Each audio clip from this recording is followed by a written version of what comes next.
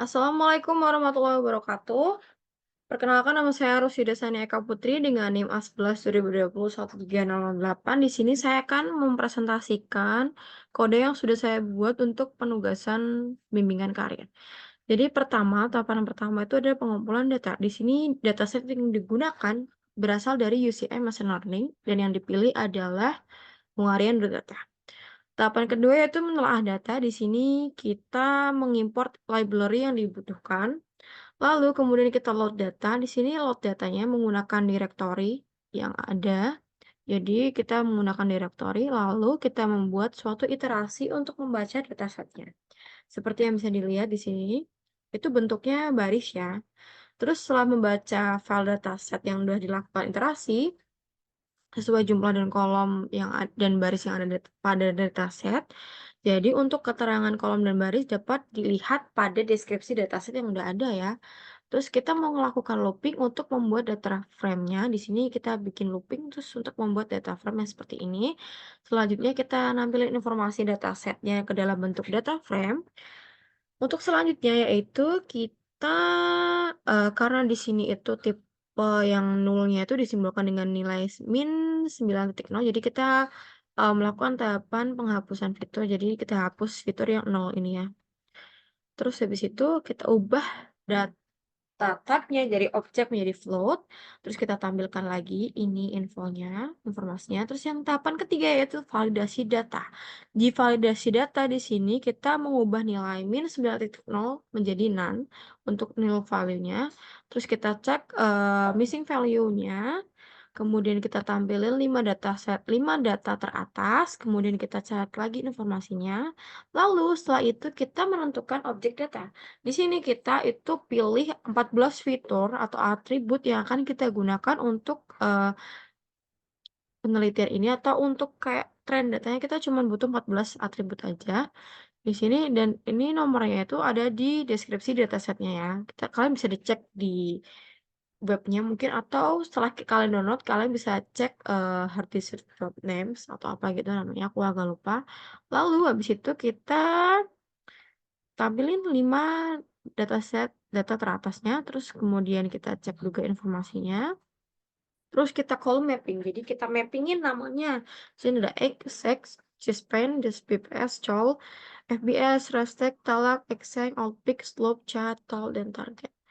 Kemudian setelah itu kita cek lagi informasinya, terus habis itu kita hitung jumlah fiturnya dalam dataset tersebut. Kemudian yang tahapan kelima yaitu membersihkan data. Di sini kita cari cek missing value-nya dulu. Di sini kita bisa lihat dari slope, char, dan tol itu paling banyak missing value-nya. Jadi kita drop aja kolomnya. Terus kita cek lagi, oh ternyata masih ada missing value-nya. Nah, missing value-nya ini kita isi dengan nilai rata-rata. Jadi kita bikin rata-rata dari si atribut missing value itu tadi. Nah, terus habis itu kita fill atau kita isi nilai 0 dan 0 tadi menjadi nilai min yang udah kita buat sebelumnya. Lalu kita cek lagi infonya. Terus kita cek missing value-nya, oh udah bersih, jadi sudah tidak ada. Lalu kita cek duplikat datanya. Ternyata ada duplikat row, di sini adalah row 90 dan 163. Ya udah, kita drop aja yang duplikat. Setelah itu, ini yang udah bersih, kita cek 5 data teratasnya, oh udah kayak gini guys, udah bersih. Lalu habis itu kita cek atau kita hitung fitur yang ada pada kolom target. Jadi di sini ada targetnya tuh 0, 1, 2, 3, 4, dan 1, 2, 3, 4 ini adalah stadium penyakitnya ya guys. Jadi yang 0 tuh sehat, dan kita bisa lihat ini juga enggak imbang atau imbalance. Kita cari korelasi antar fitur. Dari korelasi antar fitur, di sini bisa kita lihat ini restek restek ini tuh adalah memiliki nilai korelasi yang paling rendah yaitu 0,04 karena dia mendekati nilai 0. Setelah itu konstruksi data.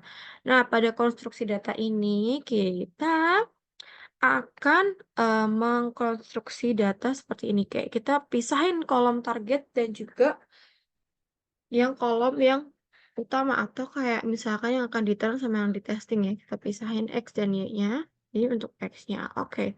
Untuk Y-nya di sini kita akan mapping atau kita akan value mapping ya, guys.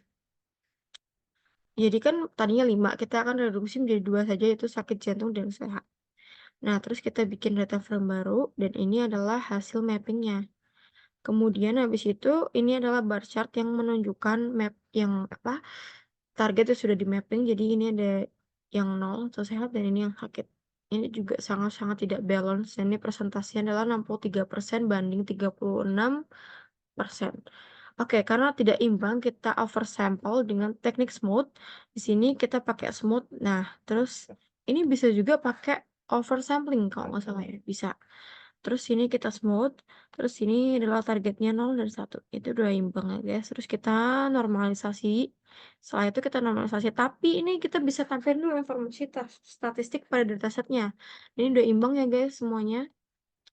Oke, terus kita normalisasi di sini dan hasil normalisasinya adalah ini, 374 datanya. Terus kita split, yaitu splitting datanya. Ini untuk yang oversample saja dan untuk yang oversample dan juga normalisasi. Di sini modelnya kita pakai 3 model yaitu random forest, XGBoost dan juga KNN. Dan ini adalah kita bikin fungsi dulu sebelum kita modelnya. Jadi ada fungsi untuk evaluasi ya, jadi akurasi, recall, advanced score, dan precision. Dan ini untuk oversample yang KNN itu akurasinya ada 76, recall 76.